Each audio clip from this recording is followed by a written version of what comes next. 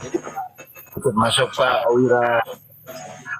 Jadi adanya konvensional debat lintas iman ataupun ini kita anggap sebagai edukasi terhadap masing-masing keimanan kita, Pak.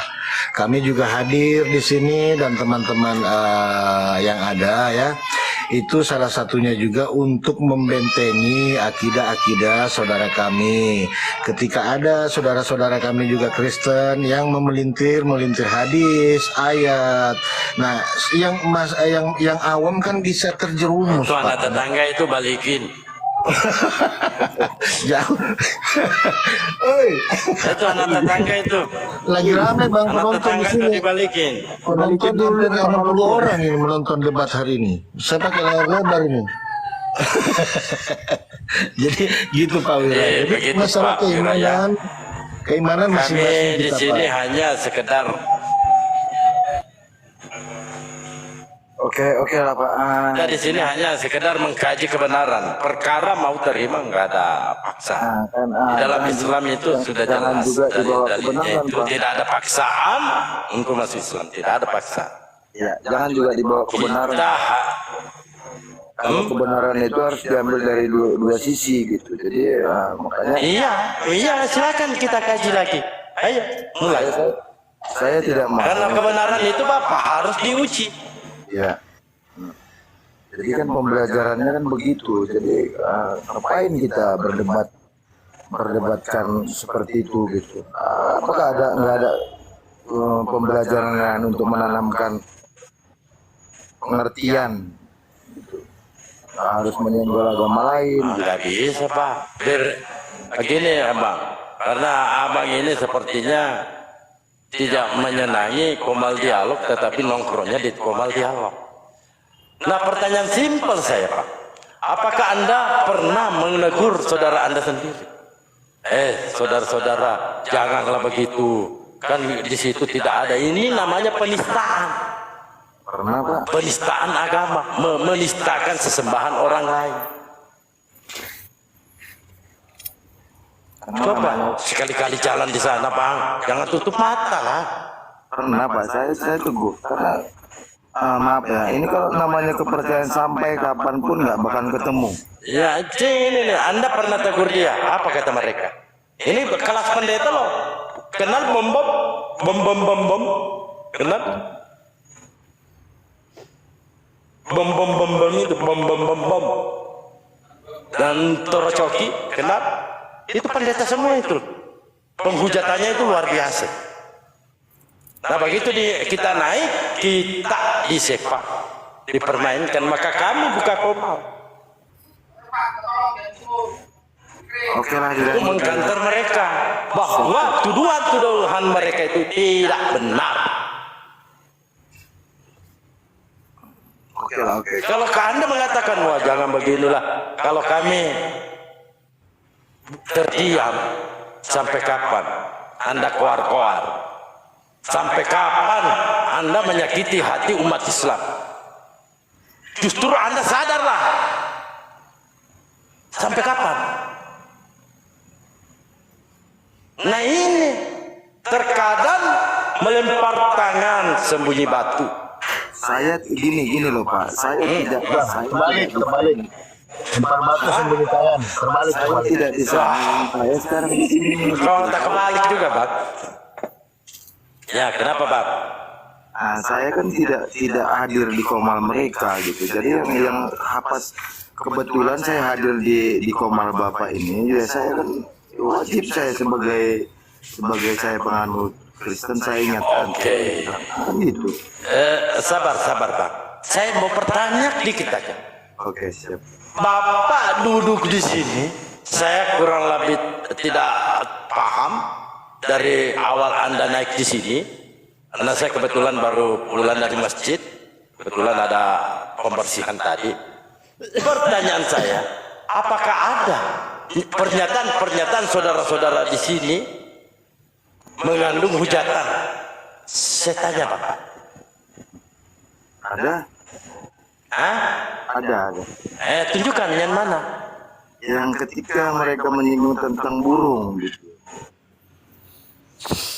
Roh Kudus itu ada. Burung merpati. Roh Kudus turun di atasnya Yesus berupa burung merpati. Ada ya.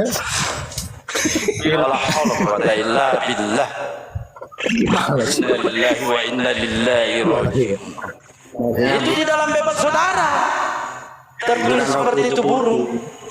Maksudnya burungnya Benny mungkin. Itu saya Ustaz tadi. Jadi tidak ada Bang ya. Itu keliru sudah itu. Itu ada datanya. Roh Kudus berupa burung merpati. Pada saat Yesus dibaptis di Sungai Jordan. Mungkin apa? Jangan kaget Pak mendengarkan kata-kata itu Pak. Bukan, ada tadi kalimat lagi yang menyinggung tetangga saya juga ada yang hamil tanpa suami katanya. Jadi kan Iya benar Bang, tetangga saya hamil tanpa suami. iya benar. Di sana juga ada itu anak kecil hamil, ya anak kecil nikah sama apa? Ini. Kalau saya pancing ke sana kita jadi ribut kan. Gak masalah kembali lagi. Oke. Gak masalah. Bapak pernah dengar nggak ada yang di mana tuh di Apa tanggapan Bapak tentang Komal ini, Pak? Kalau Bapak mau mengkritik. jadi jangan menyinggung ke sana. Apa tanggapan Bapak tentang Komal ini? Coba tanggapan saudara apa? Kira-kira. Gini, menurut saya gini, berdiskusilah dengan baik, dengan bijaksana, jangan menyenggol, jangan menyamakan hal. Anda tahu kan itu Yesus Nah, itu. dengarkan dulu. Anda kan begitu juga. Coba Anda agak-agak segan di sini. Narasi Anda saja itu sudah keluar tadi. Saya sudah paham. Coba baca Pak, baca temanya mereka apa? Gimana tanggapan Bapak? Itu poin pertama. Yang kedua, itu kalimat Allah itu diedit jadi apa itu? Makanya saya tutupin. Itu yang kedua. Yang ketiga, mereka menyamar. Bapak lihat ada logo 3 api di sana. Itu bukan para apologet Islam. Itu adalah para penghujat Kristen. Supaya apa? Supaya mereka memfitnah. Mereka ingin memfitnah para apologet Islam. Jadi ada 3 poin di dalam gambar ini. Termasuk hujatan apa gimana? Bapak bisa menegur mereka apa enggak? Jangan cuma kami Pak ditegur. Tidak, kalau saya rasa kalau sudah di atas dia mungkin ikut happy doang. Temanya aja langsung menjudge Pak. Islam sesat. Kalau ini ada datanya kami Paulus ngaku disalib. Itu ada datanya tidak? Ada juga burung. Bu. Jangan dulu ke situ Pak Pelopo. Kalau Anda mau ditampilkan datanya Paulus ngaku disalib, boleh. Kalau Anda minta. Jadi itu ya Pak ya. Ya. Bapak kalau mau kritik juga teman Bapak, kritik juga saudara Bapak sendiri. Ini kalau nanti the king loh Pak. Apa ini ikutan joget? Enggak, no. Saya bukan ikut. Kalau saya muncul juga Itu buktinya tadi narasi Anda tadi. ya kan karena ada Itu narasi. Iya, narasi itu artinya Anda terbiasa mendengarkan hujatan seperti itu di tempat saudara sendiri. bukan mendengar dari orang-orang di sekeliling kalian. Oh, tidak mungkin umat Islam mengatakan hal demikian Pak. Tidak mungkin. Pasti itu orang Kristen sendirilah. Bahaya Pak ya. Jadi kalau Paulus ngaku disalib, Anda percaya tidak? Saya untuk Paulus itu meninggalnya di Rajam.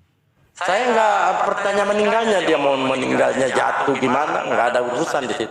Saya nanya, percaya tidak? Paulus ngaku disalib.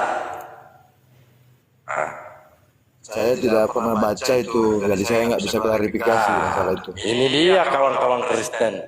Terkadang mengatakan ini menghujat karena tertulis apa yang tertulis di dalam Bible tidak pernah dia baca. Nah, ketika menampilkan tema seperti ini, dia Herman dia. Kok begini ya? Dan dia katakan penghujat. Padahal tertulis di dalam Bible saudara sendiri itu.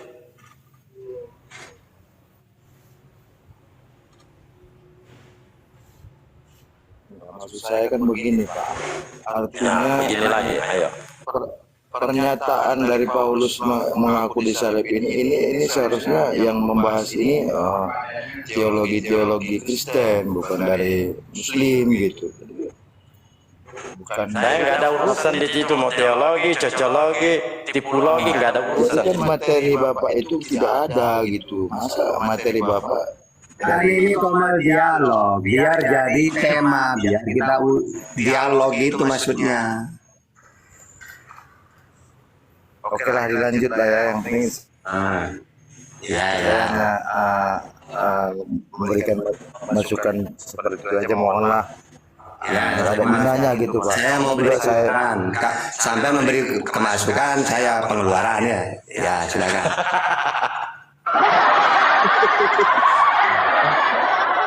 Jadi pahami tempat dialog. Di Komal Islam itu bang enak. Anda diberikan ruang bertanya, diberikan ruang berbicara. Tetapi di Komal Kristen kami tidak diberikan peluang. Kadang menulis caption di situ, Islam bertanya, kami menjawab. Itu berani dia tulis. Begitu saya naik, satu ekor bertanya pendeta Torosoki, yang lain mengucat kesurupan secara massal. Ya. Kami berikan ruang Anda, silakan bertanya bebas. Atau mau dialog apa yang Anda kuasai. Coba tunjukkan dulu di mana Paulus mengaku disalib tadi. Galatia 2:19. Saya buka dulu ya. Ya silakan. Galatia 2:19. 19 apa 16 sih? 19. Saya kehafal itu di luar kepala. Kalau ada temanya ini di luar rumah hafalannya. Kalau hafal di luar kepala hilang semua dong. Semua tapi.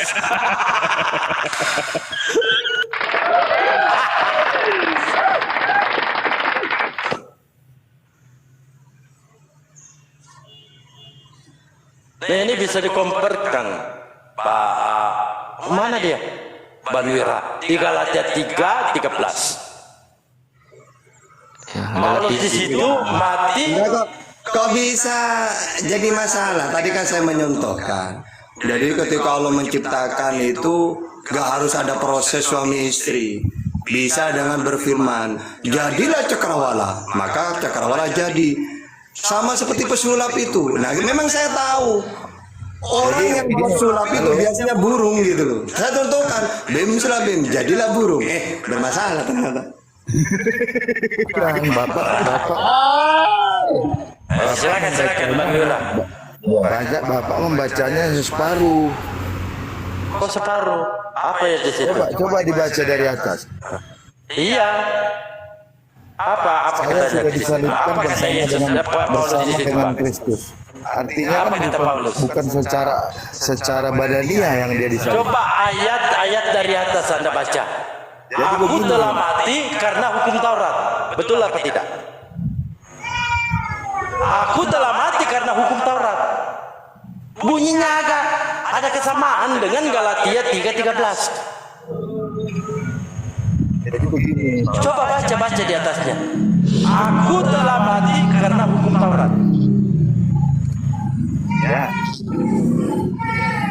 Betul tidak? Orang disalib itu hidup apa mati?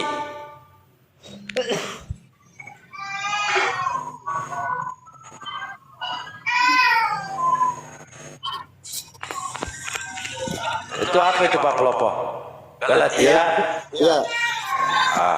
Coba dibuka Bang. Yang itu. Tapi mute lah, banyak suara anak kecil masalahnya. Ya banyak Ah, itu dia. Jangan bahas burung ya, kalau saya. Nah, coba mana ini abang? Oh masuk ke kendi itu. Sebab aku telah mati. Itu tadi Ustadz. Berfirmanlah istri Pak Palupo. Berdirilah burung Pak Palupo. Marah dia.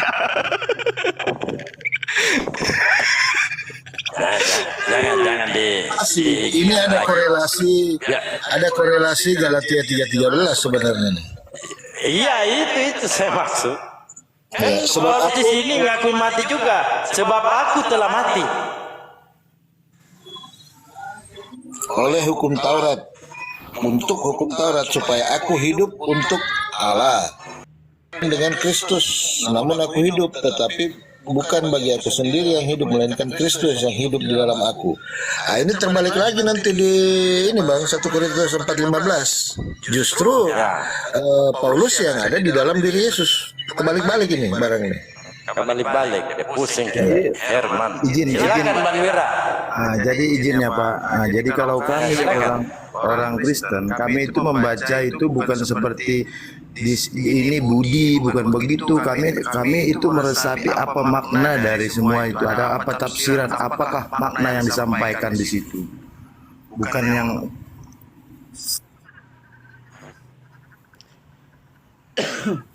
Silakan lanjut. bukan serta merta kami seperti ini kan. Dan aku hidup sekarang di dalam daging adalah hidup ini kok berubah lagi. Jadi kan kami seperti itu Pak Ustadz. Jadi kalau makna yang tertulis di situ, ya, kalau dibaca dari kalau anak SD ya nggak masuk akal, nggak masuk logika. Oh, jadi Anda sudah menjawab tidak masuk akal ya? Oke, nggak masalah. Apakah salah tema saya ini? Nggak masuk. Jadi kan Tunggu dulu, kan Anda tadi protes temanya. Apakah salah tema ini? yang saya salahkan itu Anda membahas Paulusnya. Paulus gitu ya. Paulus, salahkan Paulus. Siapa suruh ngaku-ngaku disalib? Jangan salahkan kamu. Kami hanya Paulus ngaku disalib. Anda tahu tidak, yang disalib itu bukan badannya. Saya nggak tanya badan apanya. Di sana kita nggak mengerti. Jadi Coba baca judulnya dulu. Paulus ngaku disalib. Jempolnya Pak Pelopok. Apa Pelopok? Coba. Paulus ngaku disalib. Itu judulnya. Lalu saya berikan satu dalil. Galatia 2:19. Nggak ada yang salah kan? Itu kami umat Islam Pak. Ketika menampilkan tema itu bisa dipertanggungjawabkan.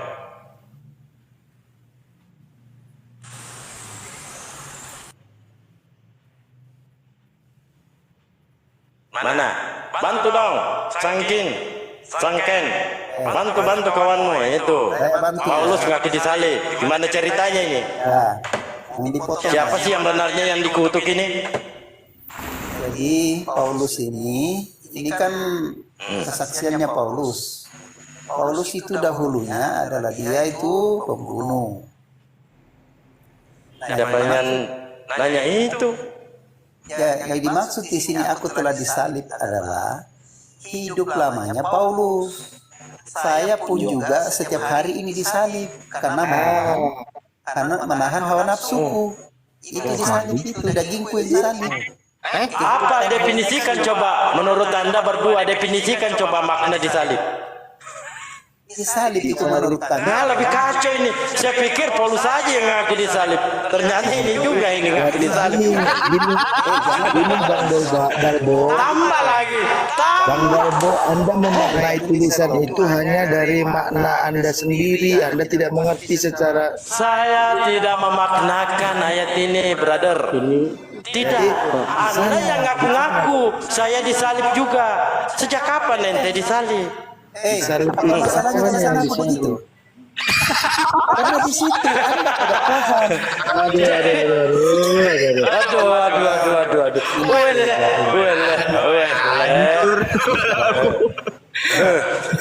Di sini apa tertulis di sini? Sebab aku telah mati. Betul apa? Salah. Kedar saya jawab ya kedar. Tunggu dulu. Saya tanya Anda berdasarkan ayat ini. Sebab aku telah mati oleh hukum Taurat. Keinginan dagingku disalib, tidak ingin 72. Itu yang disalib, keinginan nafsuku itu. Tapi maunya 100, begitu. 72 Iya betul.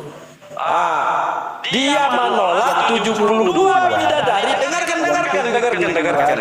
Itu Anda menolak 72 bidadari, tapi Anda menerima 100 kali lipat pesundal. itu yang disalib setiap hari. Dia tolak 72 bidadari, tapi dia terima Anda tidak itu 100 pesandal. Anda tidak memahami. Gimana ini? Lalu berkoar-koar. Tidak. Anda mengaku-ngaku juga disalib. Sejak kapan ente disalib? Sejak kapan? Pahami di situ. Apa yang kau Sebenarnya Paulus saja ini ngawur, makanya Paulus di sini mulutnya ditampar oleh iman, nafsu ditampar mulutnya Paulus di sini. Jadi Ditampar, Pak. Begini itu Pak Ustadz, Apa begini lagi? Pak Dolbo. Jadi kalau di Muslim itu yang disunat itu kulitnya. Kalau di Kristen itu yang disunat itu kelakuannya. Yang dibuang itu kelakuannya. Jadi Dalilnya di mana? Di mana ajaran Yesus seperti itu? Ayo. dari ini tidak apa-apa. Bodoh. Ini Anda salah artikan lagi. Kedar. Di sunat itu pasti ada yang dipotong. Itu definisi sunat. tidak bisa diterangkan. Itulah juga disebut kepercayaan tadi. Anda Tidak. Coba arti sunat itu apa? menyamakan Saya Pak, kalian berdua sunat itu apa definisinya? itu perlunya pengetahuan. Mau mengatakan hati, memangnya hati kalian punya kulub? Karena kami diberikan Karena makna sunat itu ada yang terpotong. Disitulah kebodohan dan ketololan kedar itu. Karena Anda itu pengikut Paulus, makanya kamu juga mengaku-ngaku disalib. Seandainya masih ada Ananias, kamu digampar juga. Masalah buat lo kalau kami mengikut. Kok malah curang? Jangan marah-marah dong Pak. Jangan nangis. Kamu tadi menolak 72 bidadari, tapi pesandal kamu terima 100 ekor. Gimana ceritanya ini? Itu juga. Dia tolak 72 bidadari, tetapi dia terima pesandal 100 ekor.